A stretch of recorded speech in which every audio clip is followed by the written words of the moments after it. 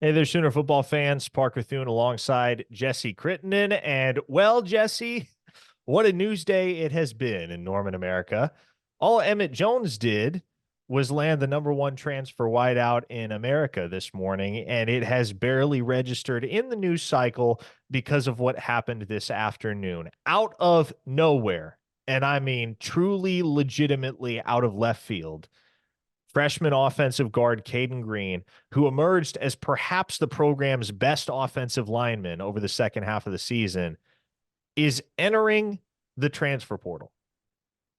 And what is most astonishing, perhaps, here, Jesse, is that we're told none of the coaches knew this was happening, and none of the players knew it was happening either. There was an open practice session.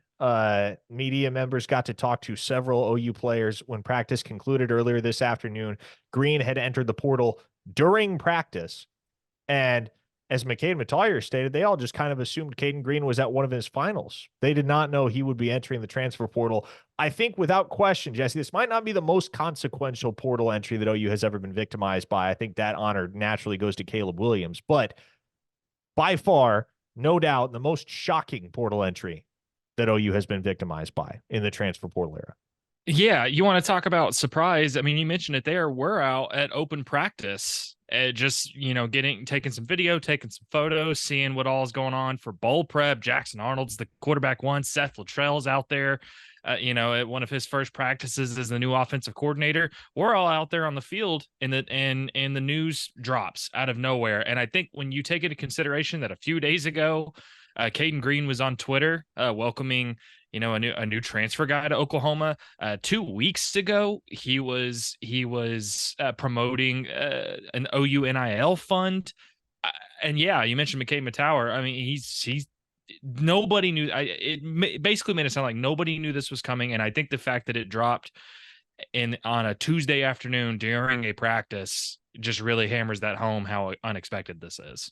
And for those unfamiliar with the player in person that Cayden Green is, if you followed his recruitment and you're a member over at OUinsider.com, you know this. But for those that don't, this is a kid that was born in Tulsa, lived the first few years of his life in the state of Oklahoma, grew up a diehard OU fan. I remember his high school coach telling me, yeah, as soon as Cayden got the OU offer, he was going to be a Sooner. We had to make him take other visits. That's how locked in Cayden Green was. He ascended to game captain status, the first true freshman in program history to do so, Jesse. And that was less than a month ago. So I will say I'm reserving judgment on what is behind this decision because I don't know all the facts. I'm working on collecting them to try and give a more informed opinion as to what the ramifications of this truly are and what the next step is for Oklahoma. But there are many speculating naturally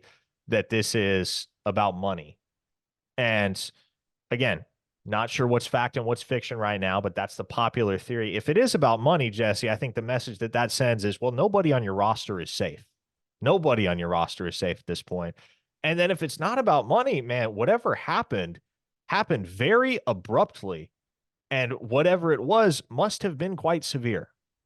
I think the tough part of I mean, you're right, Parker. And I think the tough part of this is I don't think anybody, when you're looking through the end of the regular season, you're looking through the roster, you're looking at the guys that, okay, yeah, it's, we've seen names into the transfer portal that made sense. You could have seen that coming. Other guys who enter who declare for the NFL draft, you usually do that at the end of the regular season. You can pick out names that are likely to go.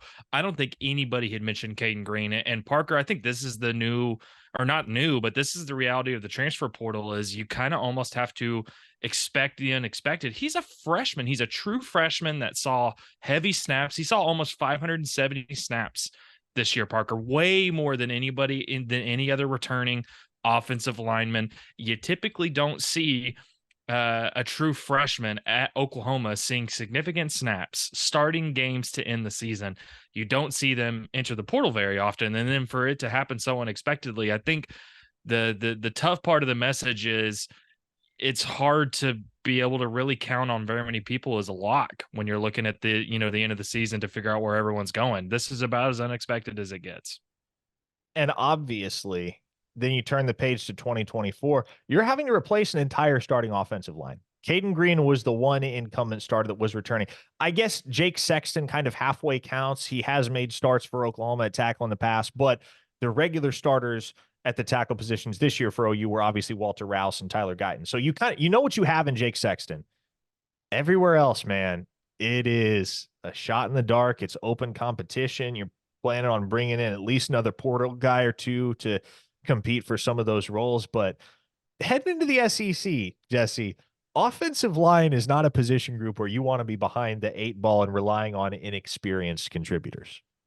It's kind of crazy. We said the same thing with Danny Stutzman, that it's crazy that his return, how much it changes the trajectory of how you feel about OU's defense going into the SEC. You say the same thing about Cayden Green's potential departure from the program. All of a sudden, you look at the offensive line, you look at the guys you're losing, Parker. I mean, you're losing Andrew Raym, you're losing Tyler Guyton, you're losing Walter Rouse. If you are in fact losing Cayden Green, now all of a sudden you look at you look at what's left, and there's some guys that have played some snaps every now and then. Guys like Troy Everett or Aaron Parks. I think the program is excited about Joshua Bates and what he could eventually bring, but outside of Jacob Sexton, Parker, not a ton of snaps on the field in general, and not a ton of snaps in an OU uniform. So the bowl game is going to be a little bit better because Walter Rouse is still going to play for that game. McCain Matower is going to be on the field for that game. After that, and the tough part of it too is Brent Venables even said at the Alamo Bowl press conference a few days ago that their intent is to get 8 to 10 or scholarship players through the transfer portal. They have other needs they have to address. I don't think offensive line, or at least I don't think they had planned for Cayden Green to be gone. Now that changes. How much does that change the priority and where you go in the transfer portal? It's a big deal. It just is. Yeah, and I was having a conversation over the phone with Brandon Drum right before we hopped on to record this video, and he and I have both been told independently by different people that there's still a chance Cayden Green returns to Oklahoma, and obviously that's something that the staff is going to try and convince him to do. But let's call a spade here, Jesse. The way that this departure took place, it doesn't scream, oh, I'm willing to come back to Oklahoma. Oh, this is a possibility that I want to entertain. No, the way that this departure took place, what it screams is, I'm gone. Not to mention, I think even if they can somehow convince him to stay, Brent Venables has walked a tight line, or has walked a tightrope since he got on campus, that I think it's that balance of trying to adapt to a rapidly changing college football landscape when it comes to recruiting, when it comes to the transfer portal, but also at the same time wanting to get players that want to be here. So then the other question is, what would it actually take to get him to stay if that's something he's even open to? And then at that point, does the relationship feel different? Does the trust feel different, considering this wasn't really communicated, that this came out of nowhere? So that's why you're going to say potential departure, because even, Tawee Walker entered the portal, but he's at practice today. So, things are, you can never say no. I mean, you can never say for certain about anything, but this is just a tough situation considering that really nobody knew. So that also brings into question what that would even look like if he did come back. Well, we're working to get to the bottom of it continuously over at OUinsider.com. If you're already a member over there, we appreciate you. If you're not, no better time to jump on board. You can use promo code OUinsider30 for 30% off your annual subscription. Subscribe to this YouTube channel, please. Even if you're not on board with us over at OUinsider.com, you'll get a lot there that you won't get here. But even so, subscribing here is a great way to stay abreast of all that is happening in the realm of Sooner athletics.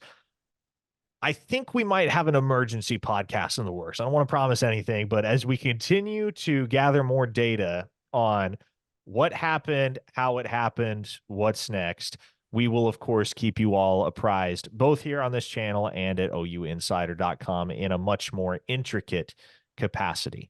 So with that, we appreciate every one of you that tunes in with us, whether you're a regular viewer, listener, or whether this is your first time.